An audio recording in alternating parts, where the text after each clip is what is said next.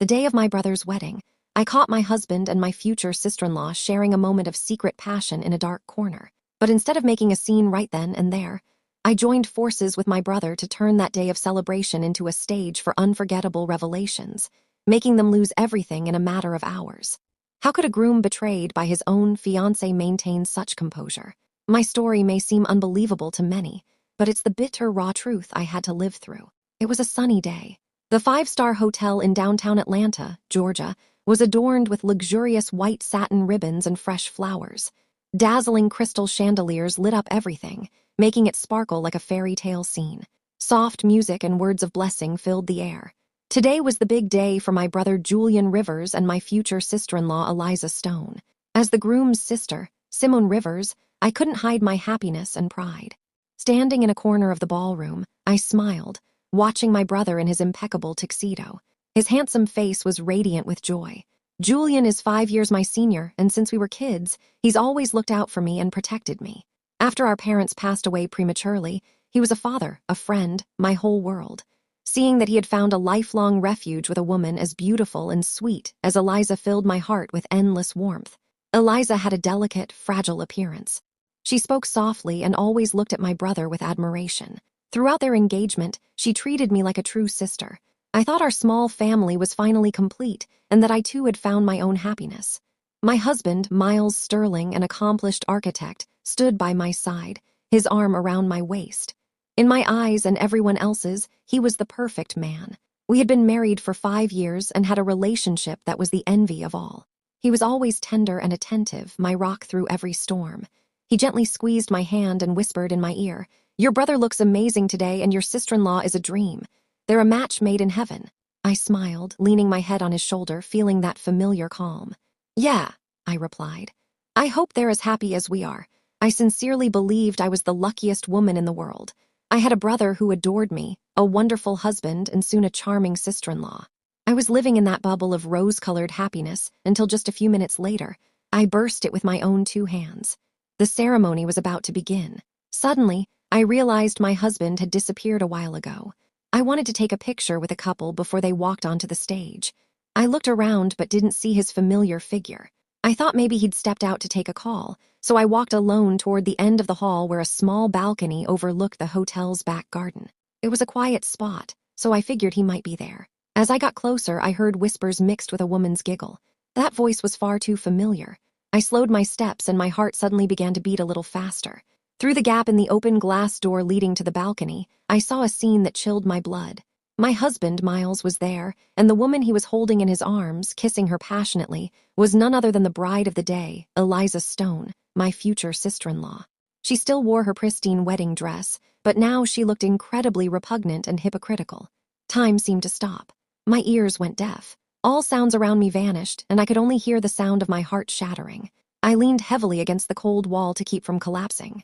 A knot tightened in my throat, and a wave of nausea rose in my chest, and then their conversation reached my ears. Every word was like a sharp knife, ruthlessly stabbing the last piece of hope I had left. "You are so daring, honey. Meeting here right now." Eliza's voice was flirtatious. Her hands were still wrapped around Miles's neck. Miles scoffed, a laugh I'd never heard from him, full of arrogance and disdain. "What are you scared of? Nobody would suspect a thing. Look at that fool's family, busy like puppets. And her brother, Julian, he's nothing but a lovesick idiot. We've got everything under control." That fool referred to me. Lovesick idiot referred to my brother. I clenched my fists tight. My nails dug into my flesh, but I didn't feel the pain. "Still, I'm a little nervous," Eliza continued. "And if everything gets exposed later? Besides, I don't like the idea of living with you and your wife." Miles laughed again, this time with contempt. "You don't have to be jealous of that girl. I only married her for the label, daughter of a respectable, established family to fool the world. She's nothing more than a baby-making machine, my shield. As soon as she gives me a kid, I'll find a way to get rid of her. Soon all of Julian's fortune will be ours. And then you can have whatever you want, my love, my love." Those 2 words struck me like lightning. I couldn't take it anymore. My world, my beliefs, 5 years of love, it had all shattered. In an instant, I turned around and started walking like an automaton. I didn't know where I was going. Tears fell relentlessly, but I lacked the courage to cry out loud. I only felt disgust, a deep, profound disgust. Stumbling along, my mind blank, I bumped into someone. Lifting my head, I saw a figure through my tear-blurred vision. It was my brother, the groom of the day. Julian, seeing my wretched state, slightly furrowed his handsome brow. "Simone, what is it? Did something happen?" I couldn't hold back anymore. I wrapped my arms around him and burst into sobs. Through choked back cries, I told him everything I had just seen and heard. I expected him to fly into a rage, to run to that balcony and smash everything, to call off the wedding immediately, but he just listened in silence, gently patting my back with his large hand. When I stopped crying, he gently pulled me away and looked me straight in the eyes. There was neither surprise nor anger on his face, only a terrifying calm. He carefully wiped away my tears and then he winked at me, a significant gesture that only we as siblings understood. He whispered a sentence in my ear that I will never forget in my life. "It's okay. The main act is about to begin." Julian Rivers's words hit my ears like a thunderbolt, leaving me so stunned I even forgot to cry. The main act. In such a critical situation when my dear brother was being betrayed on his wedding day by his fiancée and my husband. How could he say something like that with such calmness? My mind was in chaos. I thought maybe the shock had been so great that he had gone mad. Seeing me still standing there dazed, Julian said nothing more. He simply took my hand firmly and led me toward the end of the hall where the groom's waiting room was. He looked around cautiously, and only after ensuring no one was present did he push me inside and lock the door. The room was decorated with white ribbons and balloons, but the air inside was heavy and tense, almost suffocating. "Simone, listen to me closely." Julian turned and looked me straight in the eyes. His expression was no longer one of terrifying calm. It was the seriousness and cold determination I only saw when he made major business decisions. I already knew all of this a long time ago. I froze once more. A long time ago? How was that possible? Julian sighed and pulled up a chair for me to sit in. It was 3 months ago, he began to recount. I started noticing something wasn't right. That woman, Eliza, showed excessive interest in the management of the Rivers Group, frequently asking about projects or the financial situation, details a fiancé wouldn't normally worry about in such detail.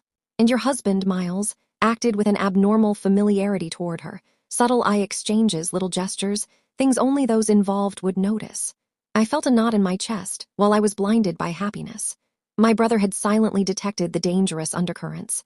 I had a bad feeling, he continued. So I secretly hired a private investigator, and what they discovered was much more terrible than I had imagined.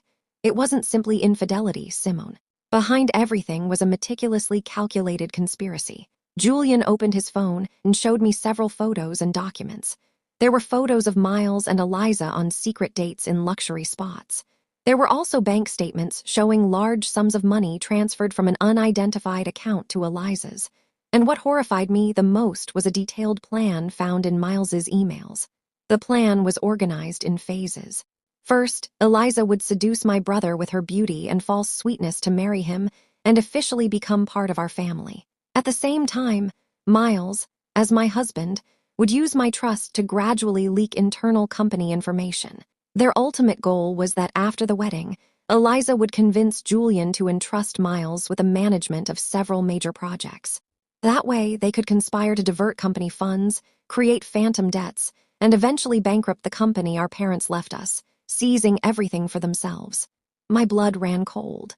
My 5 years of marriage, the love I had nurtured, had all been simply a move in their plan. Miles didn't love me. He had only used me as a pawn and a tool to carry out their dirty conspiracy. Romantic betrayal now turned into deep-seated hatred.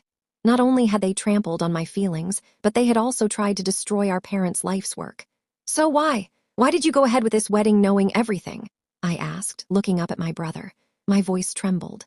Julian looked at me and a sharp glint crossed his eyes. If I had broken off the engagement, then we would have only caught 2 small fish, Miles and Eliza. The one pulling the strings from the shadows would never have been revealed. Besides, we didn't have enough concrete evidence to expose the entire conspiracy. My brother decided to turn the wedding itself into a trap, a grand stage where everyone could witness the performance together. Julian squeezed my hand. "I have everything ready, Simone. The company's important assets have been transferred to a secure trust. The projects they're interested in are just worthless phantom projects, and I've installed recorders and cameras everywhere. We just have to wait for them to expose themselves." I looked at my brother, feeling pity and admiration at the same time. He had endured all this alone, planning and counterattacking, while I remained happily oblivious in my false rose-colored world. "Now I need you. Julian's voice became more serious than ever. Your appearance, the fact that you discovered the truth at this moment, is a variable they didn't expect. But it will become our ace in the hole. Miles and Eliza will only see you as a poor wife, heartbroken by the betrayal. They will never suspect you right now. Keep playing that role. Keep crying. Pretend to be utterly broken. The more miserable you look, the better you can perform. I quickly wiped away my tears. The pain still burned in my chest, but it had now transformed into the flames of hatred. My brother was right. This was no time to be weak. I wasn't just crying over my husband's betrayal. I had to fight for the justice of our entire family. I can do it. I nodded, my voice much firmer. Just then there was a knock at the door. Mr. Rivers, it's time for the ceremony to begin. It was the voice of the event coordinator. Julian stood up and adjusted his bow tie. He looked at me and smiled, a smile full of confidence. Good little sister, let's go out. The show is about to start. Remember, you're not alone. Your brother is here. My brother opened the door and we went out together. Reaching the lobby, we saw Miles and Eliza talking cheerfully with some guests arm in arm. Seeing Julian and me, Miles quickly approached with his usual look of concern. Simone, where were you? I've been looking for you everywhere. I looked up at him. My eyes were still puffy from crying. I said nothing, just shook my head and moved closer to my brother. Miles looked a little disconcerted by my coldness, but he probably thought it was just exhaustion. The music in the wedding hall suddenly became more solemn. Master of Ceremonies announced in a powerful voice. And now, let's welcome today's protagonists with warm applause. The groom, Mr. Julian Rivers, and the bride, Ms. Eliza Stone. All the lights focused on them, and all eyes were filled with admiration. And as my brother, the groom, took the hand of that woman, the woman who almost became my sister-in-law, to enter the hall, I smiled. My smile was probably the most perfect lie of my life, but it was also the smile that foreshadowed the storm to come. Under the dazzling stage lights, my brother and Eliza looked like a perfect couple. Julian still wore a happy smile, but I knew it was just part of a flawless performance.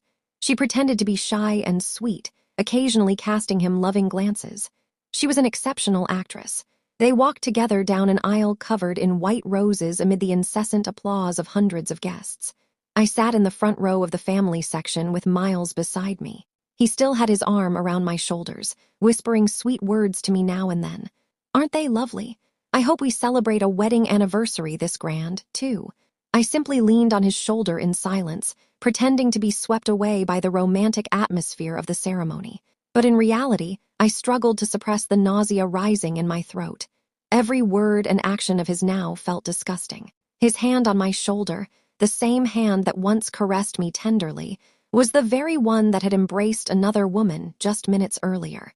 The ceremony proceeded according to the usual protocol. Master of Ceremonies, with his sugary voice, praised the predestined love story and the meeting of two souls. Hearing it, I almost burst out laughing. Fate. Yes, a destiny woven with conspiracies and calculations. After the empty speeches, the moment for exchanging rings finally arrived. An adorable little flower girl dressed in immaculate white climbed onto the stage with the wedding rings in a red velvet box. Julian and Eliza looked at each other, ready to exchange their symbols of love. Hold up. Suddenly, a voice from the audience broke the sacred moment. The entire hall held its breath, and all eyes turned toward the person who had just spoken. It was a middle-aged woman. Her attire was quite elegant, but her face was filled with anger and pain. She was accompanied by an older man, probably her husband. I saw Eliza on stage flinch slightly, and her face palled for an instant. My brother remained calm, as if he had anticipated this woman's appearance. "Excuse me, who are you? What is happening?" The Master of Ceremonies tried to control the situation. The woman didn't reply, but walked straight onto the stage and planted herself in front of Eliza. "Isa, do you recognize me?" she said, her voice mixed with anger and disappointment. Eliza took a step back, her face so pale it was devoid of color. "Oh, Mrs. Peterson, how are you here? Why shouldn't I be here?" The woman scoffed bitterly. "I came to see how my future daughter-in-law, the one who swore eternal love to my son, is about to become another man's wife. I came to seek justice for my son, Elijah." A murmur began to spread among the guests. Future daughter-in-law, son, what was going on? Miles, sitting next to me, was also surprised. "What's happening, Simone? Who is that woman?" he asked me. I just shook my head, pretending to be equally surprised and confused. The woman turned to the guests and raised her voice. "Ladies and gentlemen, I apologize for interrupting this happy day, but there is something I must say. This young woman on the stage, Eliza, was my son's fiancée. They loved each other for 5 years, celebrated their engagement, and were just waiting for the wedding date. But in just a few months, she changed her mind and ran off with a richer man, leaving my son in terrible pain. Finishing her statement, she pulled a bundle of photos from her purse and tossed them onto the stage. Photos of Eliza with another man in affectionate poses were scattered along with pictures from her engagement party. A collective gasp echoed throughout the hall. Now all eyes on the bride were no longer ones of admiration, but of curiosity, doubt, and reproach. Eliza stood frozen on the stage, her face white as paper. She tried to explain, stammering, "No, that's not it. That person and I broke up a long time ago. We broke up." "What nerve, now you lie," the woman scoffed again. "Just 3 months ago, you took money from my son for shopping and investments. You deceived him and used him. How can you betray him like this now?" Eliza couldn't say anything and looked at Julian with pleading eyes. But my brother, the groom, the one who should be the angriest, simply crossed his arms and looked at her with an unfamiliar coldness and distance. I, sitting below, watched the performance in silence. I knew this was the first act my brother had prepared. He had found the ex-fiancée abandoned by Eliza and had invited his mother here. He wanted to rip off Eliza's mask of innocence and purity in front of everyone. Seeing the situation spinning out of her control, Eliza suddenly clutched her chest, swayed, and collapsed on the stage, feigning a faint. "Oh my goodness, the bride has fainted," some cried out. Eliza's hired family members rushed onto the stage, creating a chaotic scene. In the midst of everything, Julian slowly approached and looked down at the fainted Eliza. He showed no concern, instead flashing a slight smile. He took the microphone from the stunned master of ceremonies.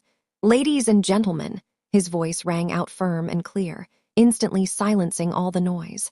"I apologize for showing you such an unpleasant performance, but I believe the truth must always come to light." He looked at Eliza, who was peeking at the reaction of the crowd. "You act very well, Miss Stone, but I think it's time to end this farce." His words were like a bucket of cold water for everyone. Eliza, surprised, quickly closed her eyes, but it was already too late. Everyone had seen her. "And to make this show even more interesting," Julian continued, "I would like to invite another special guest onto the stage, someone who is very much connected to this deception." He looked toward where Miles and I were, and my heart began to beat faster. I knew it was our turn to take the stage. The stage lights suddenly pointed directly at Miles and me, making us the center of all eyes. Hundreds of pairs of curious and surprised eyes focused on the family section.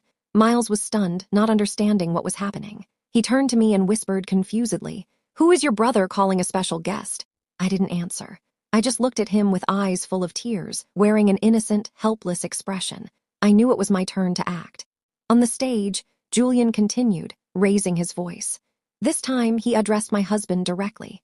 "The person I want to invite is none other than my brother-in-law, the architect, Miles Sterling. Would you please come up here and share this joy with us?" This sudden invitation caused even more commotion in the hall. People didn't understand why the groom was calling his brother-in-law onto the stage at such a delicate moment. Miles was completely paralyzed. He looked at me, then at the stage, and his face palled. He probably started sensing that something was terribly wrong, but given the public invitation from his brother-in-law and the gaze of hundreds of people, he couldn't refuse. "Go on up, darling," I said softly, giving him a gentle push on the back. In an innocent tone, I added, "Perhaps Julian wants you to share the secret of a happy marriage." My words were like a needle prick, but enough to make Miles flinch. He swallowed hard and, forcing a smile, slowly stood up and walked toward the stage. Each of his steps seemed to weigh a ton. When Miles got onto the stage, Julian affectionately put an arm around his shoulders and addressed the audience. "Ladies and gentlemen, don't you think my brother-in-law is handsome and talented? I am very proud to have a brother-in-law like him. Not only is he a talented architect, but also a wonderful husband who deeply loves my sister." Julian's praise confused Miles even more.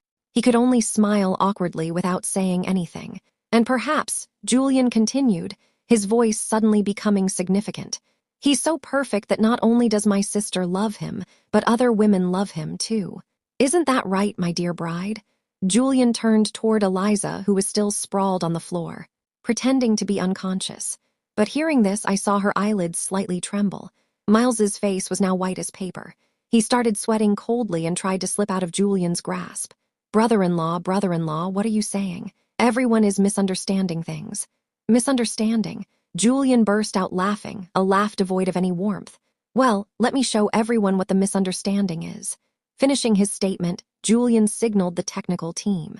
The two enormous LED screens on either side of the stage, which had originally shown romantic photos of the couple, suddenly turned off and then flickered back on. But this time, the image that appeared was not of roses or candles.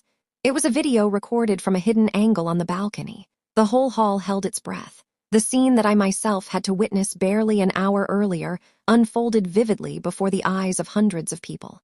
My husband, Miles, passionately embracing and kissing the bride, Eliza, dressed in her immaculate wedding gown. The sound was also recorded with great clarity. Every one of their disgusting words echoed throughout the hall. That fool is busy like a puppet, and Julian is nothing but a lovesick idiot. I only married her to fool the world. She's nothing more than a baby-making machine. The entire hall seemed to explode. Cries, insults, and looks of contempt fell ruthlessly upon the two people on the stage.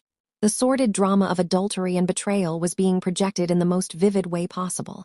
Eliza could no longer continue faking her faint. She jumped up, pale and trembling from head to toe. Miles could barely stand. He staggered back a few steps and, pointing at the screen, stammered, "No, it's not true. It's edited. It's a setup." But his weak words couldn't silence the crowd's anger. "Garbage! What a pair of adulterers! I can't believe it!" Insults erupted everywhere. Eliza's fake family couldn't keep up the act either. They stood paralyzed, their faces flushed with shame, not knowing what to do. And I still sat in the front row. Tears began to flow again. This time, it wasn't an act. They were tears of pain from having to relive that scene and hear those venomous words again in front of so many people. I covered my face with my hands. My shoulders shook. I had to project the image of the miserable victim, the wife completely shattered by the cruel truth. On the stage, Julian looked at me and a flash of compassion crossed his eyes, but it was quickly replaced by cold determination. He approached and snatched the microphone from the master of ceremonies' hand. "Ladies and gentlemen," he shouted. His voice had an invisible force that instantly silenced the chaotic hall. Did everyone see that? This is the true face of the woman I was going to marry and the man I once considered my brother-in-law, part of my family. He turned toward Miles and Eliza. His gaze was like two knives. "Do you two have anything else to say, or would you like me to show you something even more interesting?" Miles and Eliza, desperate, could only shake their heads. They were completely cornered with no way to excuse themselves. But all this, Julian continued, and his voice became even more mysterious and terrifying, doesn't end here. This drama of infidelity is actually just the tip of a much larger iceberg. The entire hall fell silent again. Everyone wondered what the groom meant. Julian pulled a bundle of documents from the pocket of his tuxedo and held it up for everyone to see. What they really wanted wasn't love. It was this. What was that bundle of documents? And what connection did it have to the person Julian said was pulling the strings from the shadows? All eyes were fixed on the bundle of papers in my brother's hand, waiting for an even more terrible truth to be revealed. The bundle of documents in Julian's hand was like a mysterious object that captured everyone's attention in the hall. Everyone held their breath, waiting to see which direction this performance would take. Miles and Eliza also looked up, and in their desperate eyes, terror was now reflected. They probably knew better than anyone what those papers contained. "Before I tell you what this is," Julian said in a slow, clear voice, "I'd like to tell you a short story. A story of a cunning old fox who used two skunks to steal from a chicken coop." He scanned the hall with his gaze, casting a piercing look at some of the guests seated in the VIP section. I noticed a middle-aged man with a stocky face and dressed in an elegant gray suit suddenly tense up. He coughed lightly and adjusted his tie. The fox, Julian continued, knew the chicken coop was very well protected, so he didn't dare act alone. That's why he found two skunks, a male skunk and a female skunk. He promised them a life of abundance, food, and warm clothes. They just had to help him carry out a plan. The female skunk had the mission of seducing the head rooster, the future owner of the coop. The male skunk had the mission of courting the head rooster sister, a naive chicken, to become part of the family. Hearing this, I no longer needed to act. Tears streamed down for real. My brother's metaphorical story was like another knife twisting in my pain. I was that naive chicken. Their ultimate goal, Julian's voice became even colder, was that after gaining their trust, they would slowly open the doors and break the fences so that the old fox outside could quietly enter and seize the entire chicken coop. Not a perfect plan, you two skunks. He looked directly at Miles and Eliza. Does this story sound familiar? Miles and Eliza couldn't say anything, only lowered their heads. And this which I hold in my hands. Julian raised the bundle of documents is the detailed plan and the map that the old fox drew for the two skunks. The map that tells them which path to take and where to break the fence. This is the complete plan to seize the Rivers Group, our parents' life's work.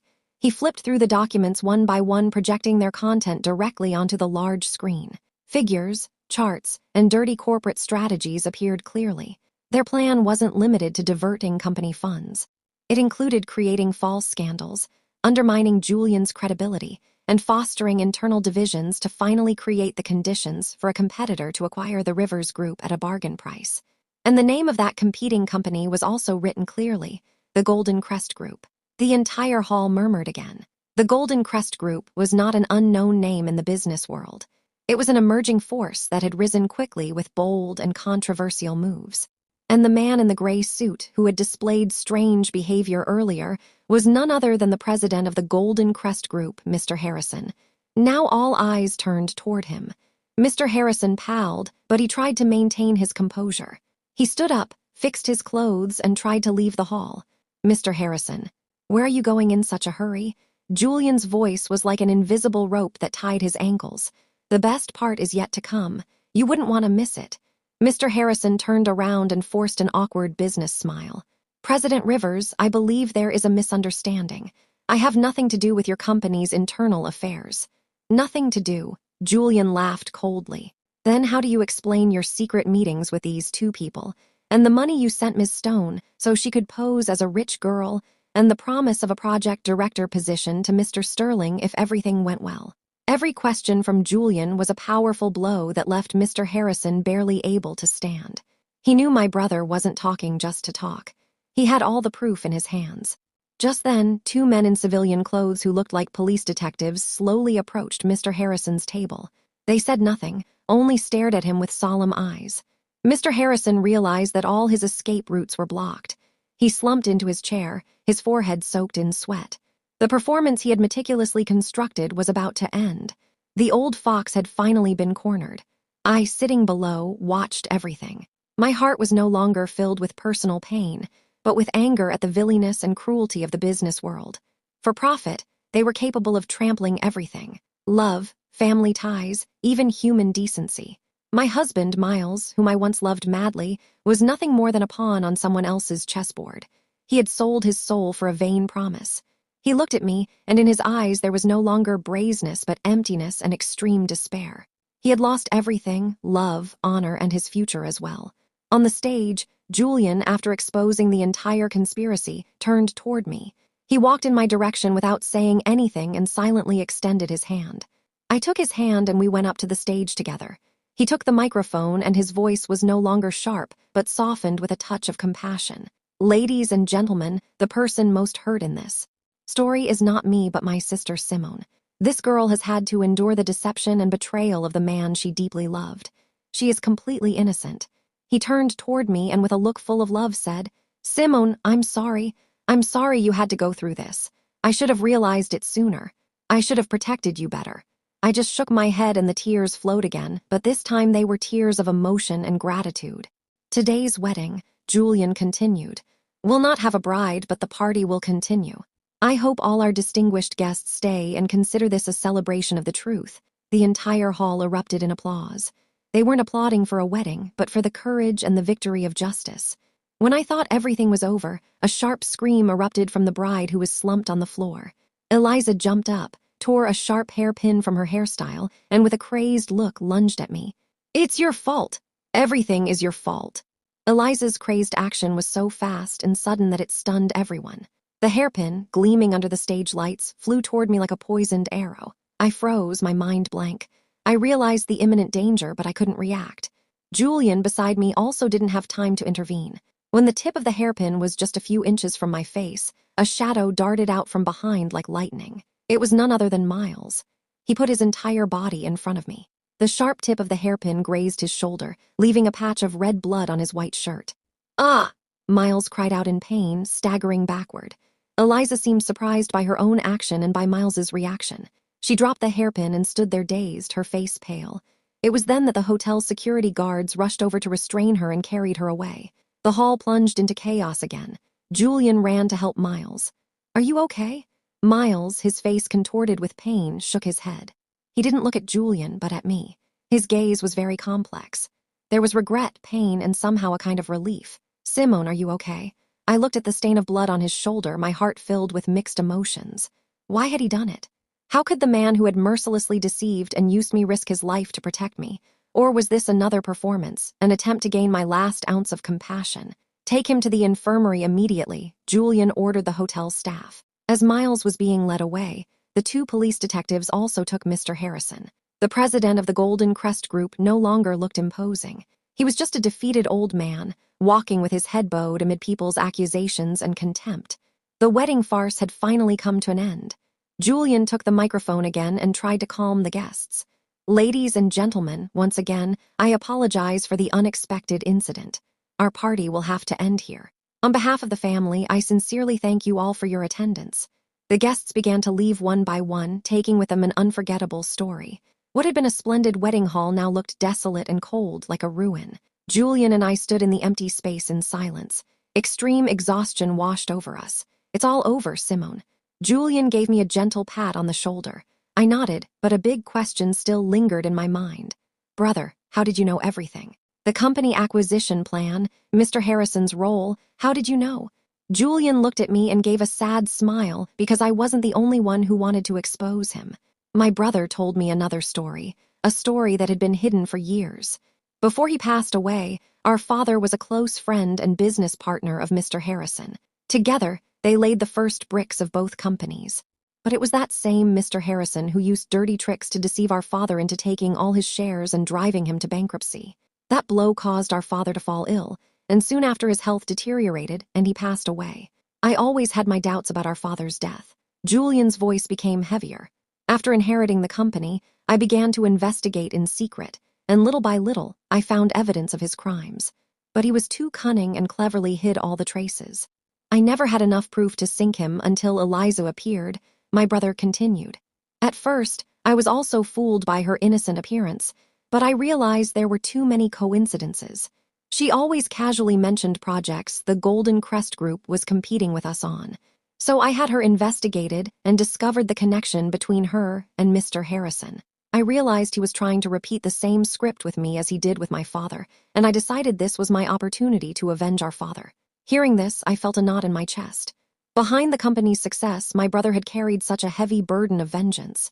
He had had to live a lie, act with a woman he was going to marry, waiting for the day he could take down his enemy. Then everything was in your plan. Most of it, yes. Julian nodded. Except for one thing. I didn't know your husband was also part of his plan, much less that you would be the fuse for all of this. Your appearance, your courage was the unexpected variable, the decisive blow that made him fall without having time to react. My brother looked at me with pride. My little sister, you've truly grown up. I managed a smile through my tears. We had one together as siblings. We had one.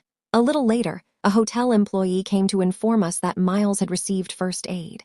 The wound wasn't deep, but he had to go to the hospital for a tetanus shot and a more thorough checkup. He said he wanted to talk to me alone for a moment before leaving. I hesitated for a bit, but finally nodded. In the end, I wanted to know if there was any sincerity left in him. I entered the infirmary. Miles was sitting on a gurney with his shoulder bandaged. He looked disheveled.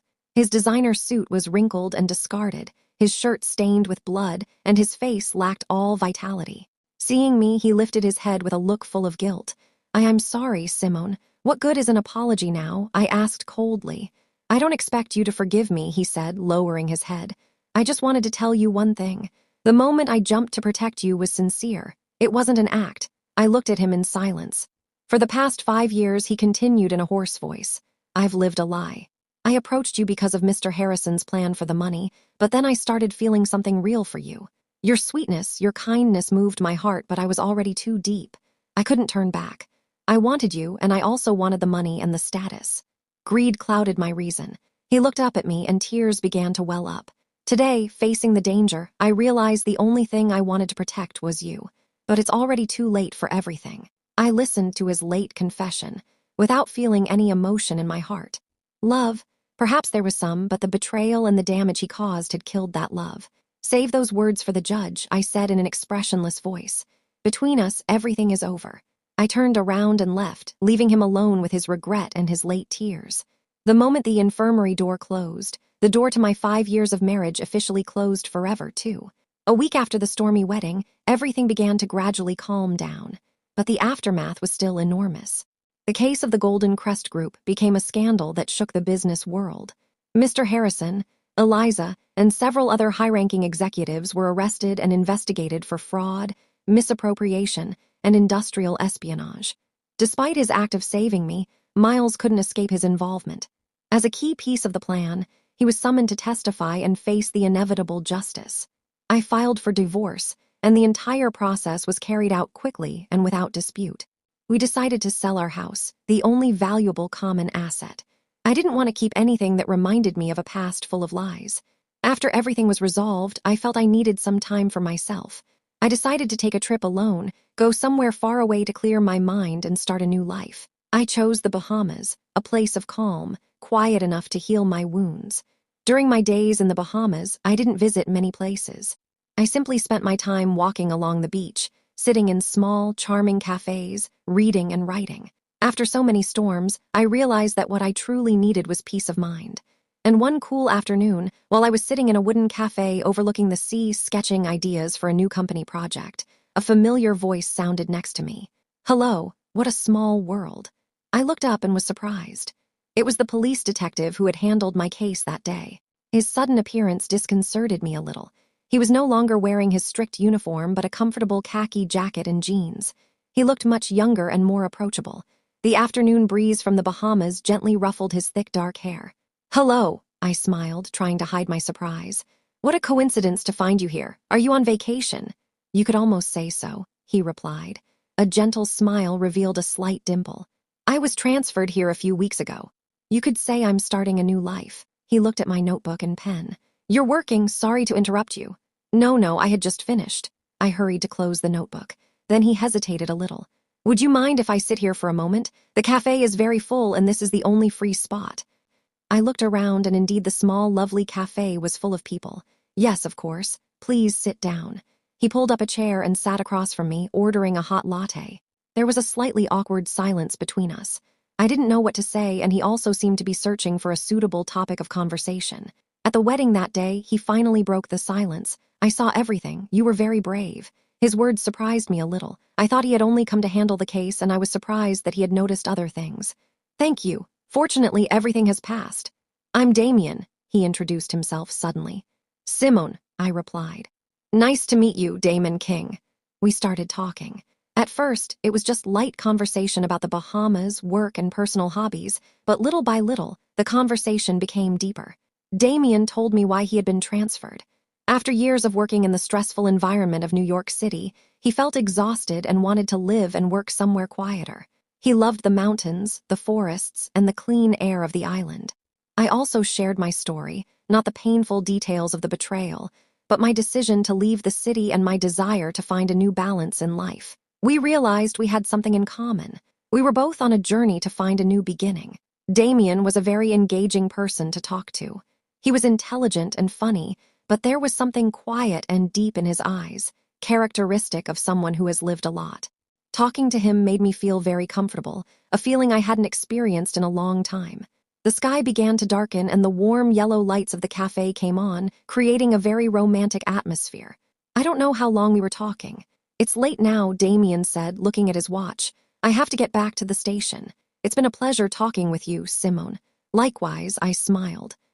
This weekend," he hesitated again. "I'm planning a hike in the mountains, and I was wondering if you're not busy, would you like to come?"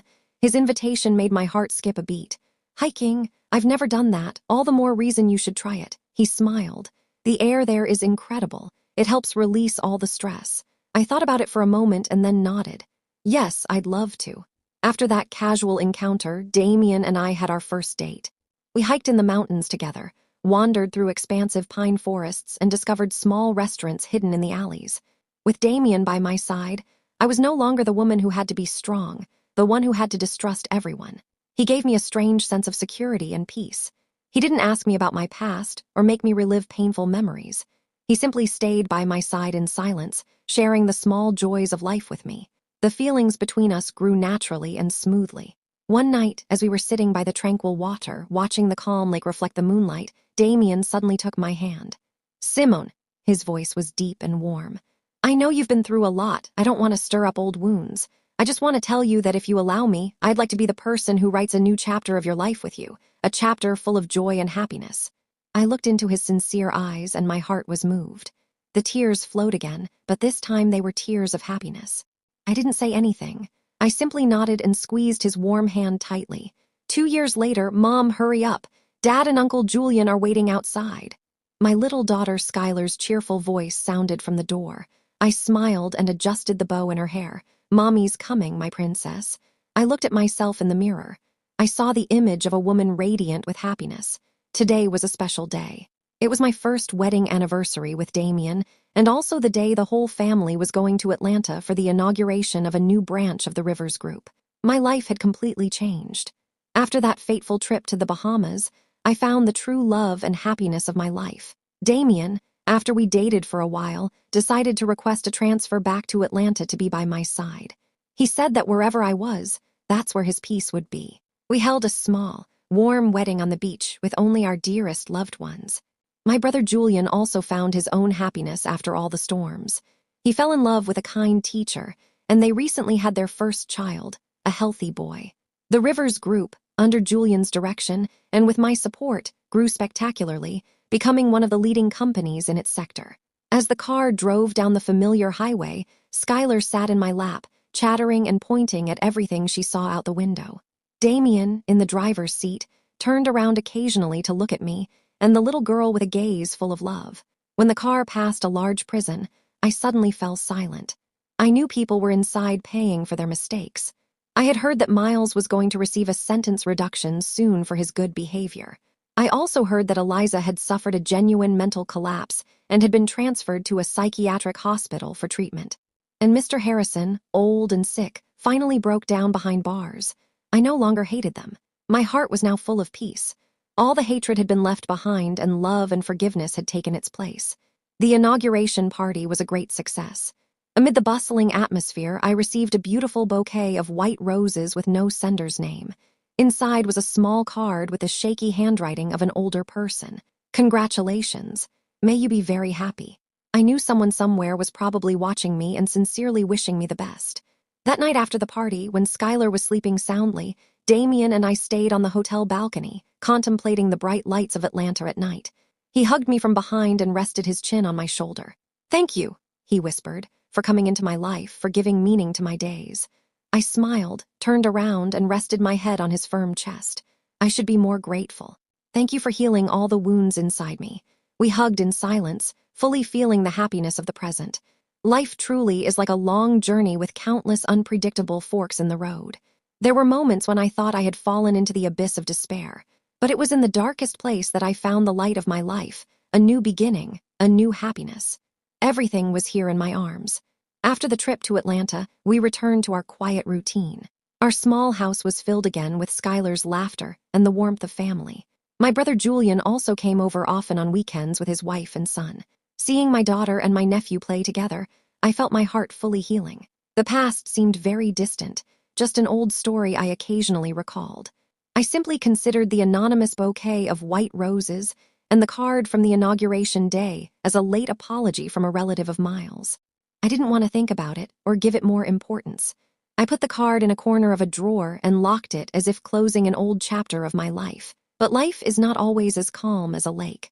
The first ripples began to form so subtly that at first I thought it was just my oversensitivity due to everything I had been through. Sometimes while driving down the street, I had the feeling that a familiar black car was following me. But when I looked closer in the rearview mirror, the car disappeared into the traffic. Once while playing with Skylar in a park near home, I felt a fixed gaze on me and my daughter from a distant bench. It was a middle-aged woman dressed very elegantly with a wide-brimmed hat and sunglasses that covered part of her face. When I looked at her again, she immediately turned her head and hurried out of the park. When I told Damien about this, he simply laughed and hugged me. "You're overthinking again. You're a successful, beautiful executive now. It's normal for some admirer to look at you." But I knew my husband said this to reassure me. His police instinct kept him silently on alert, too. "I'll check the security cameras around the house. It never hurts to be cautious," he added. That incident soon faded into oblivion, too, until Skylar's second birthday. The party was intimate at home, just Julian's family, us, and a few close friends. While everyone was cheerfully singing happy birthday, the doorbell suddenly rang. Damien went to open it and came back with a beautifully wrapped gift box in his hand, but his expression was a little strange. "It's from a messenger service," he said. "It's a gift for Skylar, but it doesn't list the sender's name." We were all surprised. I took the gift box, and a vague unease came over me. The box was wrapped in high-quality gift paper tied with an elaborate pink satin ribbon. Clearly, the sender had put a lot of effort into it. "Maybe it's from some business partner who appreciates you," Julian guessed. I thought so, too. It was probably a business gift. I opened the box carefully under everyone's curious gaze. Inside, resting on soft velvet, was a small, beautiful white gold bracelet crafted with great delicacy. The bracelet's pendant was a finely carved lotus flower with a small diamond in the center that glittered under the light. It was a very valuable gift, but what froze me was not its value, but the small card that accompanied it. The handwriting on the card was soft, elegant, and very familiar. I opened the card with trembling hands, and inside was a single short line. "Happy birthday to our little girl from her grandmother. Our little girl from her grandmother." The word grandmother was like a bolt of lightning striking my mind. Who was the grandmother? My mother had passed away. My mother-in-law, Damien's mother, lives in the country and doesn't write with such refined calligraphy, and my shaky ex-mother-in-law definitely doesn't. I took the card and compared it to the handwriting on the white roses bouquet card I received at the inauguration. They were identical. It was the same person, a person who called herself my daughter's grandmother. "Simone, what's wrong with you? You're pale as paper." Damien shook my shoulder with concern. I didn't answer. I simply showed him the card. Damien read the card and then furrowed his handsome eyebrows. He picked up the bracelet and examined it closely. "This is very strange," he said. "Who is this person? How does she know Skylar's birthday and send her such an expensive gift?" I slumped into the chair, my mind a mess.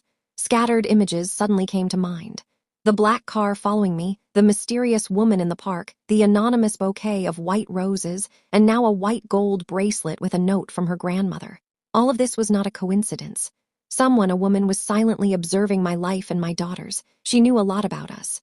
She was very rich and called herself Skylar's grandmother. But how was that possible? My mother, Carla Hayes, had passed away years ago in a terrible car accident.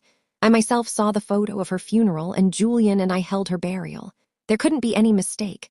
So who was this woman? A distant relative I didn't know, or a much more terrible secret I had no idea about? I looked at my little daughter. Skylar was still laughing and chattering innocently, completely oblivious to the storm silently gathering around her. I felt a knot in my chest. I wouldn't let anyone hurt my daughter. I had to uncover the truth. Whoever that mysterious woman was, whatever her purpose, I had to find her. The quiet life I had worked so hard to achieve seemed to be facing a new storm again. A storm blowing from the very past I thought I knew so well. The mysterious birthday gift completely broke the joyous atmosphere of the party. After all the guests left, only Julian's family and ours remained at home. My brother examined the bracelet, his face as serious as mine. "This is not a simple matter," he said softly. "A custom-made baby bracelet like this in white gold with a diamond must cost thousands of dollars. This person is not an ordinary person." My sister-in-law, a wise and delicate woman, also spoke. "Could it be someone from your ex-husband's family, Simone? Maybe they're trying to get close to the child that way." "It's impossible." I firmly shook my head. "They have no motive to do so. And more importantly, this calligraphy is not theirs." Damien remained silent for a while in thought and finally spoke with the seriousness of a police officer. "The first thing we have to do is trace the origin of this gift. I'll take the box and wrapping to the crime lab. Maybe fingerprints or other clues can be found. And I'll review all the security cameras on the streets near our house today to trace the messenger service vehicle." Julian nodded in agreement. "Right. I'll also use my contacts to ask major jewelers if anyone recognizes this bracelet design. The lotus design is quite unique. It's likely a personalized commission." Our conversation reached a stalemate. Although we considered several hypotheses, none could explain the appearance of this person who called herself grandmother. That night, I couldn't sleep a wink. I held my little daughter close, contemplating her sleeping face. An invisible fear enveloped me. Who was that woman? What did she want from my daughter? Did she have bad intentions? The following days passed in a state of anxiety and worry. Damien and Julian did everything they could to investigate, but all the clues seemed to lead to a dead end. The messenger service was a small company, and the sender had paid in cash and used a fake name. The security cameras only showed an ordinary messenger, nothing special. No jeweler recognized the bracelet design. The mysterious woman seemed to have calculated everything meticulously, leaving no trace. Seeing that the investigation was stalled, I felt even more anxious. I decided I couldn't keep waiting passively. I had to find the answers myself. I decided to start with my past, with what I knew about my mother, Carla. I requested a few days of vacation, left Skylar with my mother-in-law, and went back alone to my parents' old house in the town where Julian and I grew up. It had been a long time since I'd been back. The house was still the same, covered by the dust of time, but every corner evoked warm memories of my mother. I started cleaning the attic, where my mother kept old objects and family memories.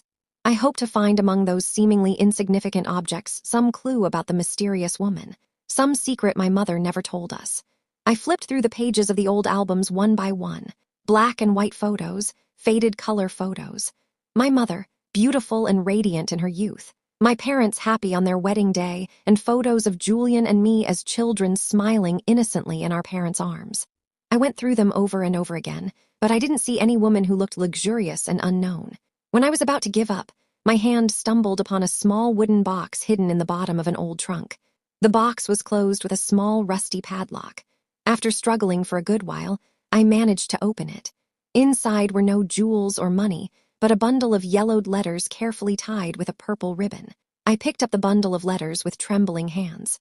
The handwriting was neither my mother's nor my father's. It was a woman's soft, elegant handwriting, identical to the handwriting on Skylar's birthday card.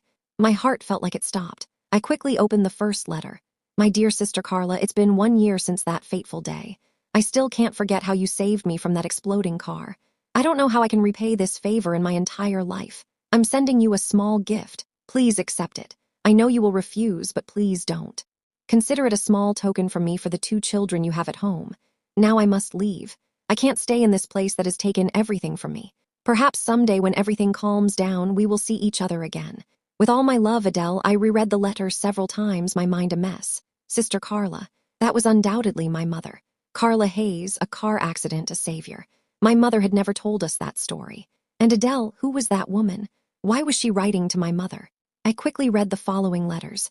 They were letters sent from abroad, from Paris and Geneva. Adele told my mother about her new life, her loneliness, the torment of having to leave her home. She always asked about Julian and me and always sent us expensive gifts, gifts that my mother probably never told us about. The last letter was dated about 5 years ago, and the calligraphy was a little shakier.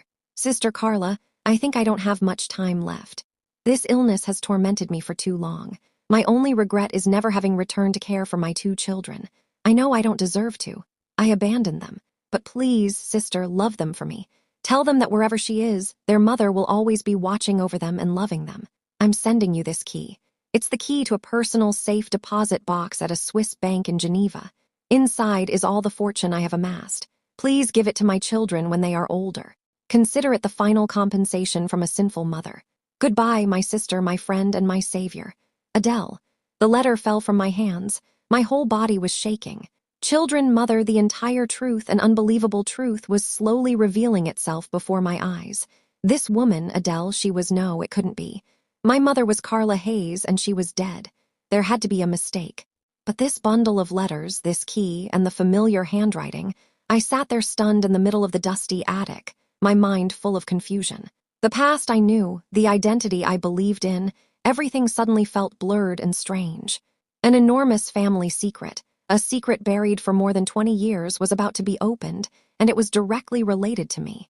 That night I couldn't sleep for a single minute. Adele's bundle of letters and the small key lay silently on the desk. But my mind was a whirlwind. Her mother, 2 children. Those phrases repeated over and over, stabbing deeply into my heart. I tried to dismiss the crazy idea that Julian and I were not the biological children of the woman we always called Mom. But everything fit together in a terrifying way. The handwriting, the expensive gifts, and the appellation of grandmother for Skylar. The next morning, I couldn't wait any longer. I had to find Julian. He also had to know. He was my brother, my only family. He had a right to know the truth about our roots. I hastily drove back to the city.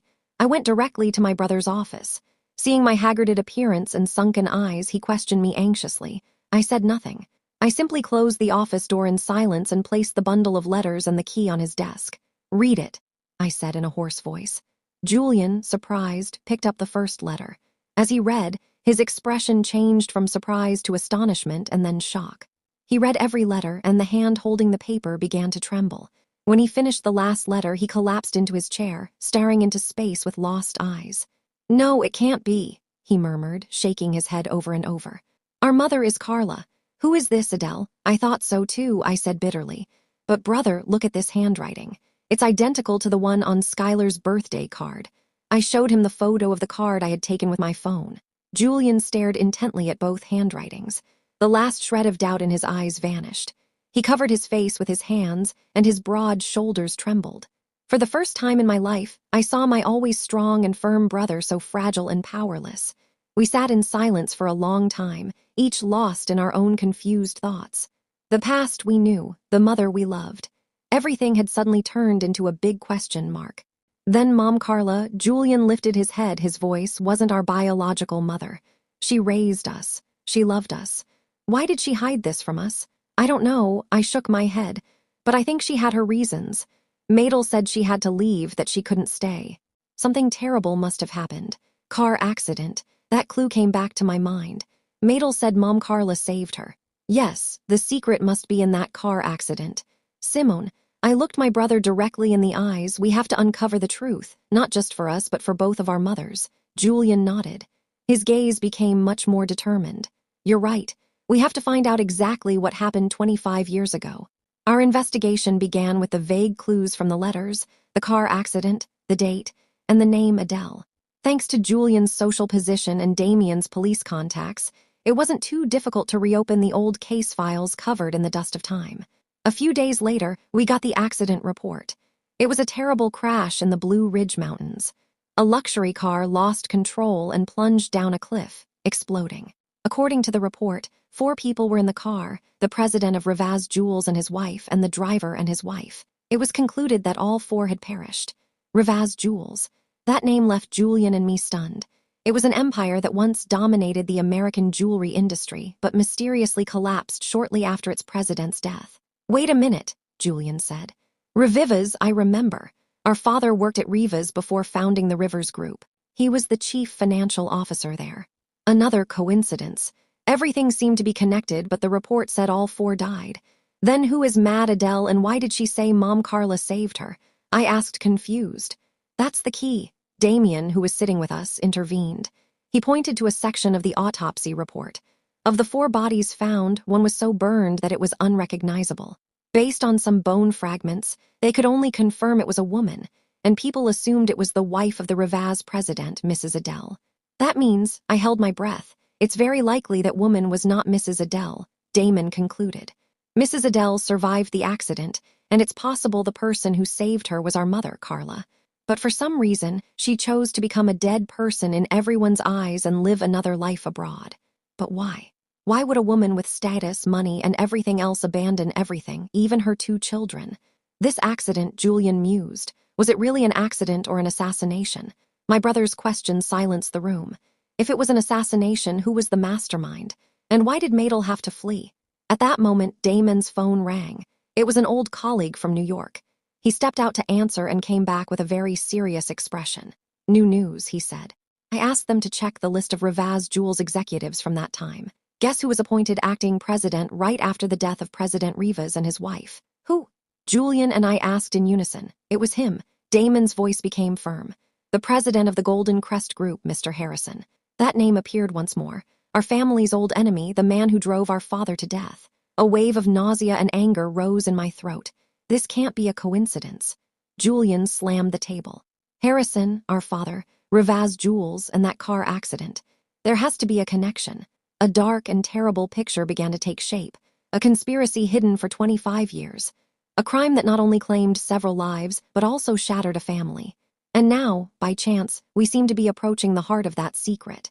The search for our roots had unexpectedly turned into the pursuit of the truth of a serial murder case.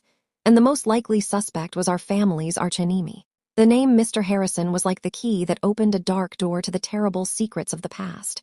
All the events now came together in a terrifying hypothesis. Mr. Harrison had not only driven our father to death to seize the Rivers Group, but it was very likely that 25 years ago he was behind that terrible accident to devour the entire Rivaz Jewels empire.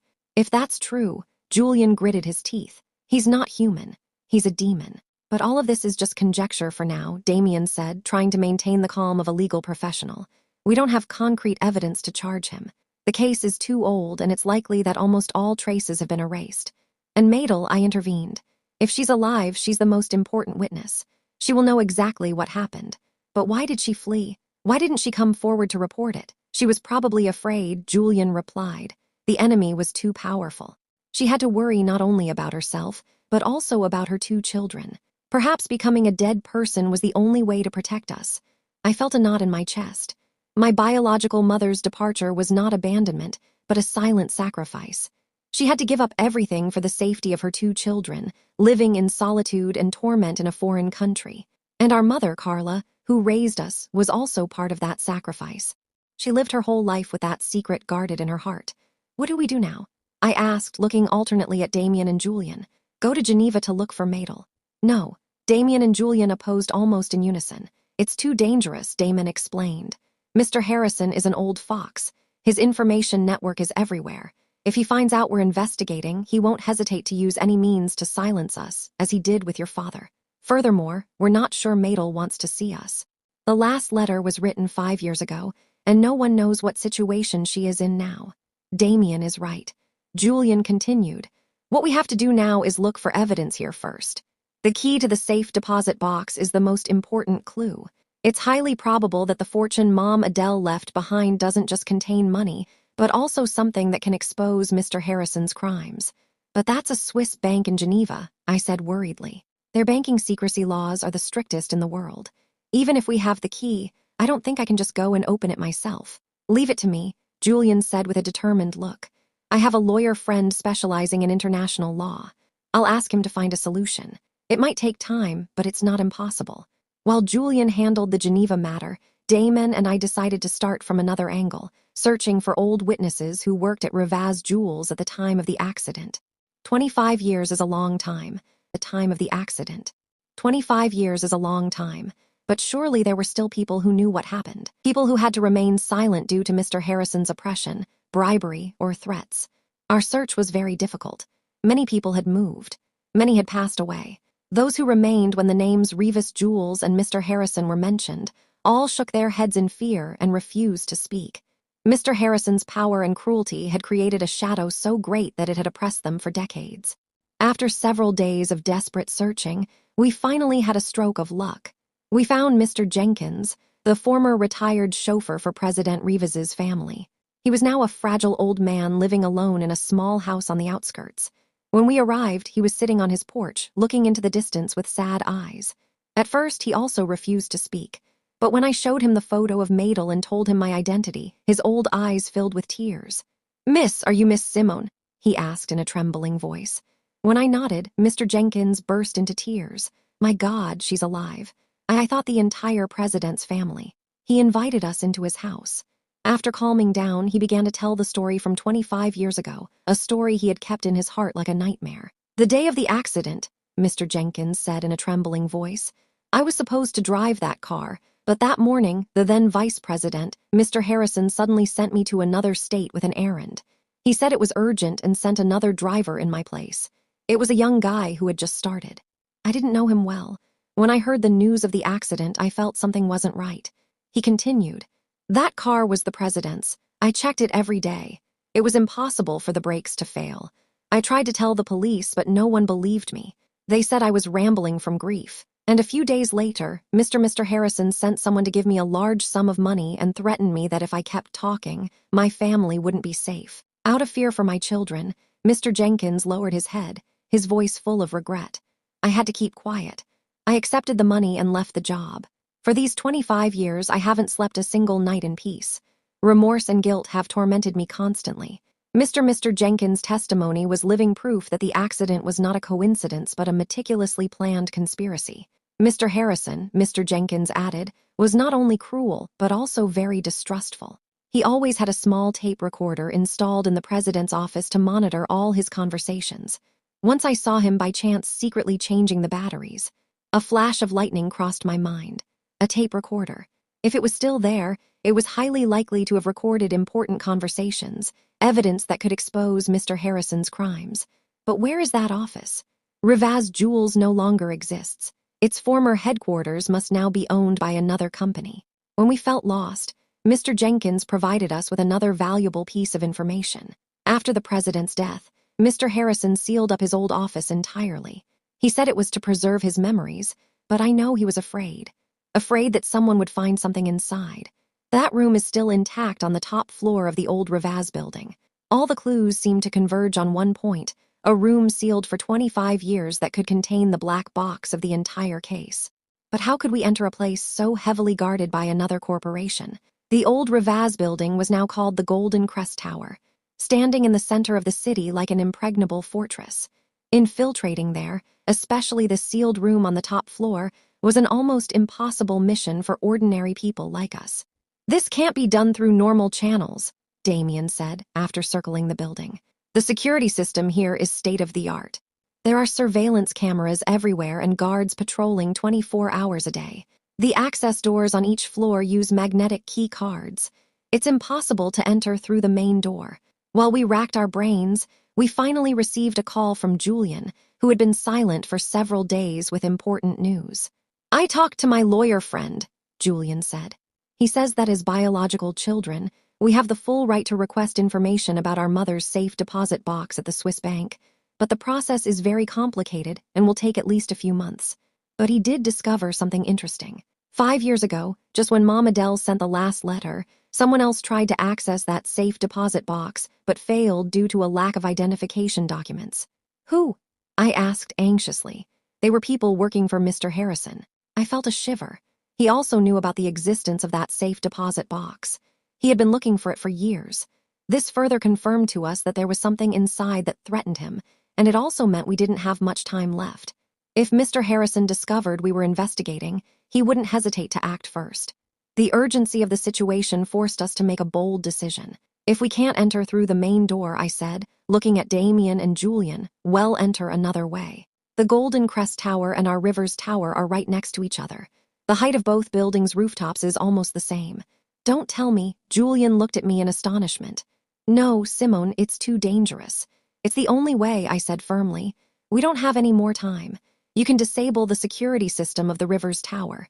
Damien has the technology and experience as a cop, and I have to go in there. That room is related to my past." After a long discussion, they both had to reluctantly agree. The plan was drawn up with great detail and caution. The time for action was set at 2 in the morning when activity in both buildings completely ceases. That night the city slept. Only the faint street lights remained. When I stood on the rooftop of the Rivers Tower with Damien, my heart was pounding like a drum. The wind from the heights vigorously whipped my hair. From here, the rooftop of the Golden Crest Tower seemed to be only about 15 ft away. It wasn't a great distance, but it was an abyss between life and death. Damien carefully prepared the equipment. He was an expert in these matters. He used a special gun to launch a high-strength cable to the railing of the building opposite. The cable was firmly anchored at both ends. "I'll go first," Damien said in a deep, reassuring voice. "When I cross and secure the area, you slide across the rope. Don't be afraid. I'll hold you tight." I nodded. My palms were already damp with sweat. I held my breath as I watched Damien agilely hang onto the rope and cross the dark void. A few minutes later, he arrived safely on the other side and signaled me. It was my turn. I took a deep breath and firmly grasped the cold rope. My whole body was suspended in the night sky. Below, the city lights seemed distant, and a small mistake could make me fall. But the thought of my mother, of the truth waiting for me on the other side, gave me strength. When my feet touched the railing of the Golden Crest Tower, Damien hurried to help me. "You did it," he whispered proudly. We quickly disabled the rooftop cameras and found the way to the emergency stairs. The sealed office was right on the floor below. The old lock was no problem for Damien. The heavy door opened with a creak, revealing a space that had been steeped in darkness and dust for 25 years. We turned on a small flashlight, and the faint light swept across the room. Everything was as Mr. Jenkins had described. The desk, the bookshelf, the set of sofas, everything was covered in a thick layer of dust. The stale air smelled of time, according to Mr. Jenkins. The tape recorder was hidden behind a large oil painting hung on the wall. Damien carefully took down the painting. Indeed, an old cassette recorder was cleverly installed in a small hollow in the wall. "Will it still work?" I asked worriedly. "It's hard to tell," Damien replied. "But let's take it with us anyway." While Damon dismantled the device, I started searching further. I intuitively felt there had to be something more in that room. The light of my flashlight swept over the bookshelf. Hundreds of old leather-bound books, mostly on management and law. Suddenly, I remembered a habit of my father. As a financial officer, he also always carried a small notebook where he wrote down the most important things, secrets he didn't want anyone to know. Would President Rivas have a similar habit? I started pulling out the books one by one, flipping through the pages quickly, and when I picked up a thick law book titled Justice and Truth, I noticed it felt strangely heavy. Opening it, my heart felt like it stopped. The inside of the book was hollowed out, leaving just enough space for a small black leather-bound notebook. I picked it up with trembling hands. This is it. It has to be it. Just at that moment, we heard footsteps and a faint murmur of voices from the hallway. Check the rooftop area carefully. I think I saw a suspicious shadow. My heart sank. We had been discovered. The building's security guards were on patrol. The way back was blocked. We were trapped in this secret room. The footsteps in the hallway were getting closer. The light from the security team's flashlights filtered through the crack in the door, creating ghostly shadows in the dusty room. I felt a knot in my chest, and a cold sweat ran down my back. If we were caught here with this evidence in hand, our entire plan would be ruined. We would be charged with trespassing, and the notebook and recorder would never see the light of day. Damien signaled me to be silent. He quickly turned off the flashlight and dragged me behind an old, enormous filing cabinet. We held our breath, trying not to make the slightest noise. We heard the jingling of a key in the lock. My heart was about to burst. They're going to enter. This room has been sealed for a long time. Who would enter? One voice said. Better safe than sorry, another replied. Lately, the boss has asked us to monitor this area closely. The boss must have been someone belonging to Mr. Harrison. Despite so many years, he was still having this place watched. That further confirmed that he knew very well what was hidden in here. The lock clicked, and the door opened with a creak. A dazzling beam of flashlight light swept through the room. Damien and I almost stopped breathing, pressed against the cold filing cabinet. Fortunately, the cabinet was very large and we were hiding in the deepest corner.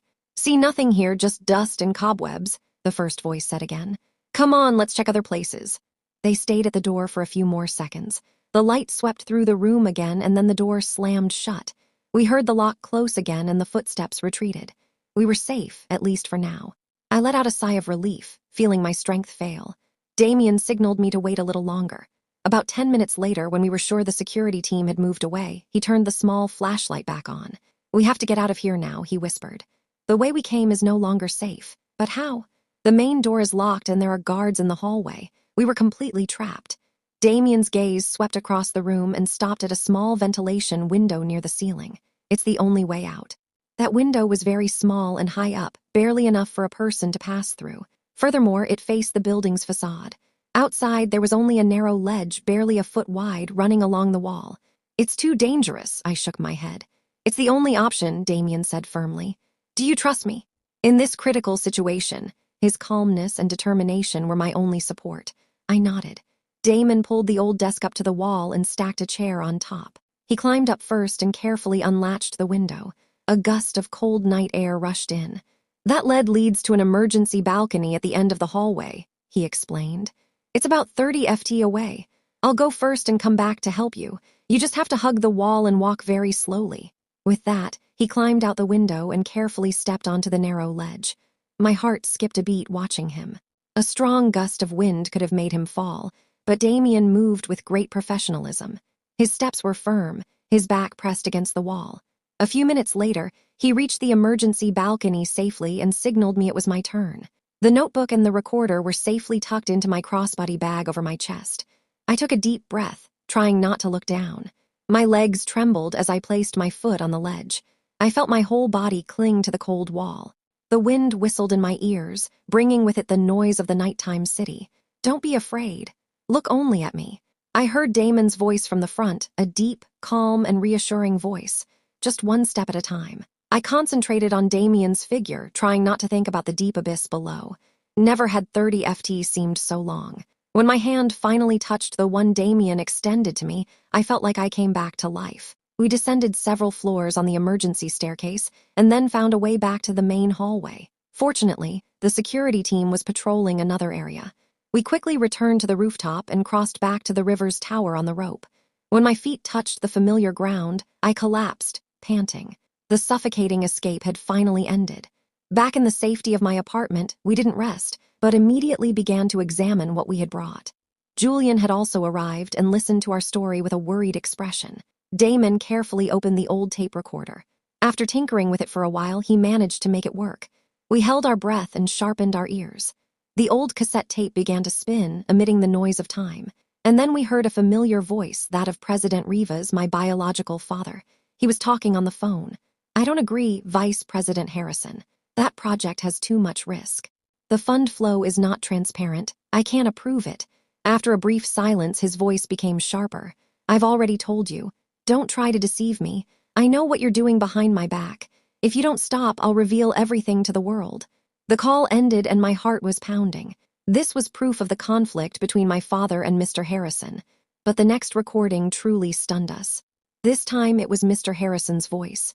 He was talking to someone. "The old man has found out everything. We can't let him live. A car accident. Yes, it has to look like an accident. His family. Take care of everyone. Leave no one behind. And then Rivas will be ours." A confession recorded 25 years ago. An undeniable confession. At the same time, I opened the black leather-bound notebook. Inside, there were not only records of Rivas Jules' business transactions, but also brief diary entries from my father. He wrote about his concern upon discovering Mr. Harrison's conspiracy, his unease at feeling monitored, and his infinite love for his wife and 2 small children.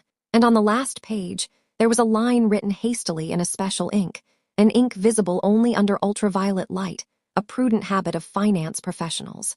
Julian and I knew it. We quickly turned off the lights and Damien pointed a small ultraviolet flashlight, which he always carried with him, at the paper. The writing appeared. "All original evidence, contracts, account statements are in the safe deposit box at the Swiss bank in Geneva. Number XYZ. The key has been entrusted to Carla. If anything happens to me, trust her. Carla will know what to do." Everything became clear. Mom Carla not only raised us, but was the trusted person my father entrusted with the mission of protecting the most important evidence, the inheritance, and the future of his 2 children. The love and sacrifice that both our mothers showed us were immense and grandiose. Tears flowed again, but this time they were tears of gratitude and pride. Now we had in our hands the confession of the past, the clue to the decisive evidence stored in Geneva and Mr. Harrison's current crimes. The plan for the final counterattack, the decisive battle, was about to begin. The net of the sky had been woven tightly. All that was left was for the biggest fish to fall into it himself. With the irrefutable evidence in our hands, we knew the hour of final judgment was very near. But we were also aware that confronting a cunning old fox like Mr. Harrison required not acting rashly. A small mistake could give him the opportunity to turn the tables and erase all traces. "We need an absolutely perfect plan," Julian said with a firm expression. "We have to attack him by surprise without giving him time to react." The plan was drawn up with the participation of all 3 of us. Julian, with his position in the business world, would strike the decisive blow in the commercial sphere. Damien, with the support of his trusted colleagues, would handle the legal aspect to leave him no escape, and I would confront him directly, becoming the fuse for the bomb that was about to explode. The first step was to resolve the Geneva matter. With the recording and the notebook as evidence and the cooperation of the police, Julian's lawyer friend quickly managed to convince the Swiss bank. They agreed to open the safe deposit box, but on the condition that I be present and the process be carried out under the supervision of both parties. 1 week later, Julian and I were in Geneva, Switzerland. The bank vault was cold and silent. When the familiar metal box was placed on the table, my heart pounded again. Mom Carla's key slipped smoothly into the lock, and with a turn, the box door opened with a click. Inside, there was no money or jewelry, but a thick bundle of documents carefully wrapped in plastic. They were all the originals of the phantom contracts, the bank statements recording the illicit money flows, and all the secret agreements Mr. Harrison had used to seize Rivas Jules. Every document bore his handwritten signature. This was the ultimate weapon, the final sword that could end that demon's career. With the lawyer present, we made copies of all the material and immediately sent them to Damien. Everything was ready. Upon our return to the States, the atmosphere was tense. Mr. Harrison, after the failed intrusion attempt at the Golden Crest Tower, seemed to have smelled the danger. He began to show defensive behavior. The number of his bodyguards doubled and all his meetings were strictly controlled. He's trying to erase the traces and divert his assets, Damien reported in an emergency meeting. We have to act before it's too late. The D-Day was set.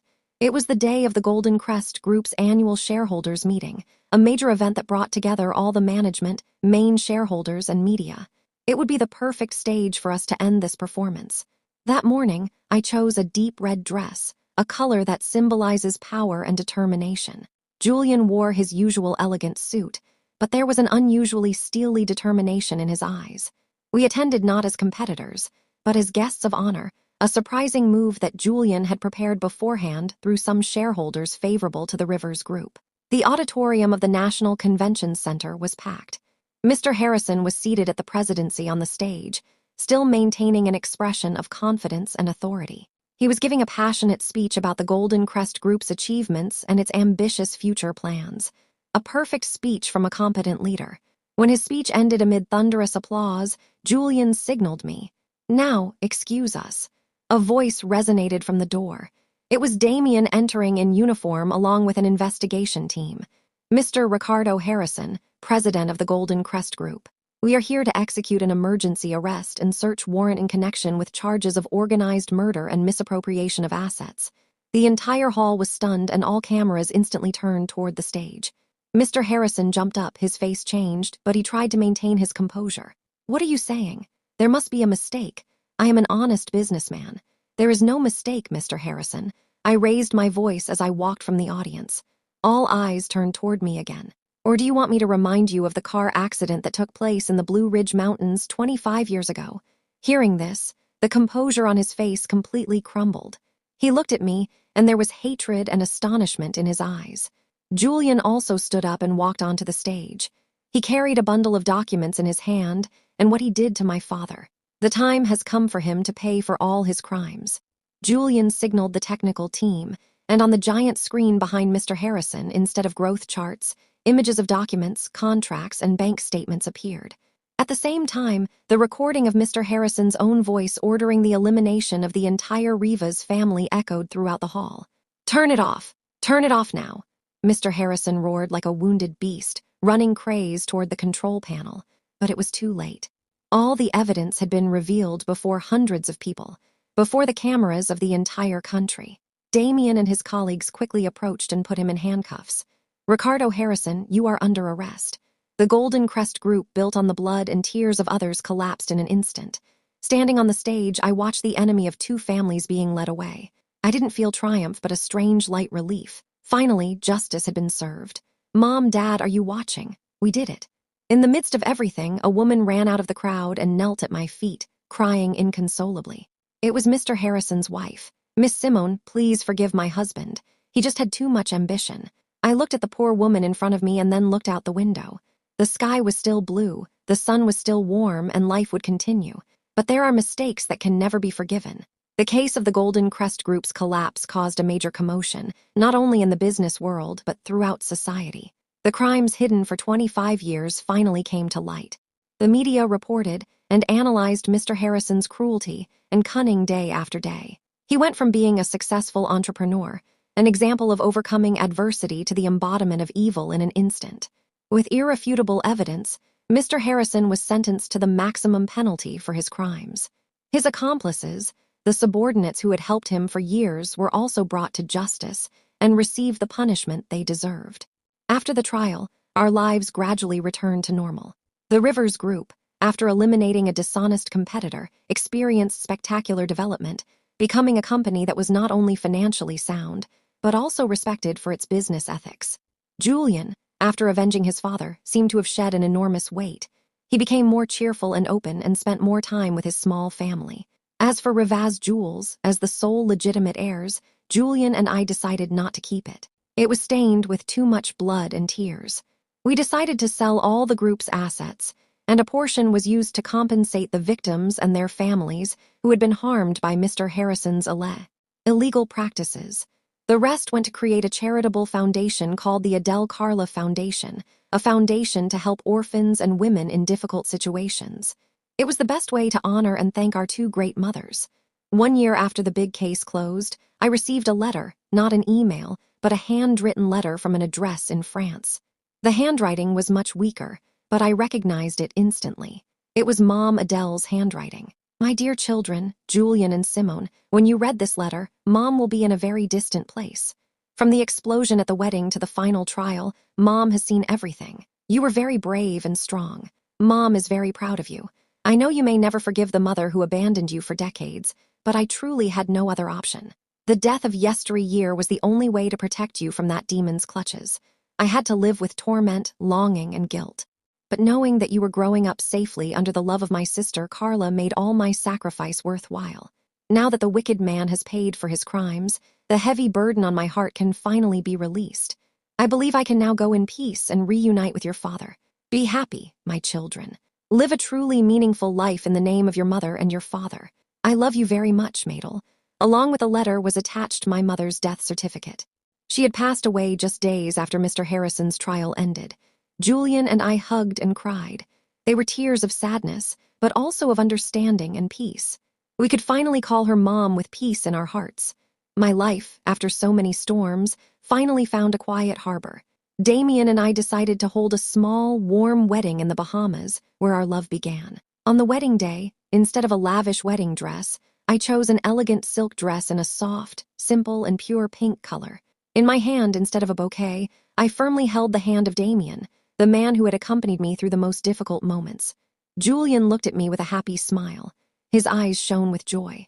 Skylar, in a beautiful princess dress, scattered rose petals along the path we walked.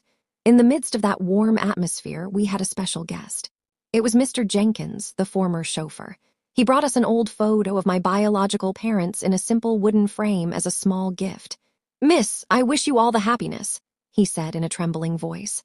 I accepted the gift with a heart full of emotion. The past was over, but the good memories and good feelings would endure forever. That afternoon, as the sun set, Damien and I stood side by side, contemplating the distant horizon. A new chapter of life, a new life full of love and hope, opened before us. I knew that from now on, no storm could knock me down because by my side, there will always be people who love me unconditionally. And I believe that somewhere above, my 3 parents and mothers are watching over us and blessing us with a smile. Did you like my story? If you listened till the end, drop a number 1 in the comments. If you enjoyed it, you can support me by liking the video and sending a small tip. I've got lots of other life stories like this on my channel, so make sure to subscribe and check them out. I've added 2 new stories on screen that everyone loves. Thanks for being here. See you in the next one. With love.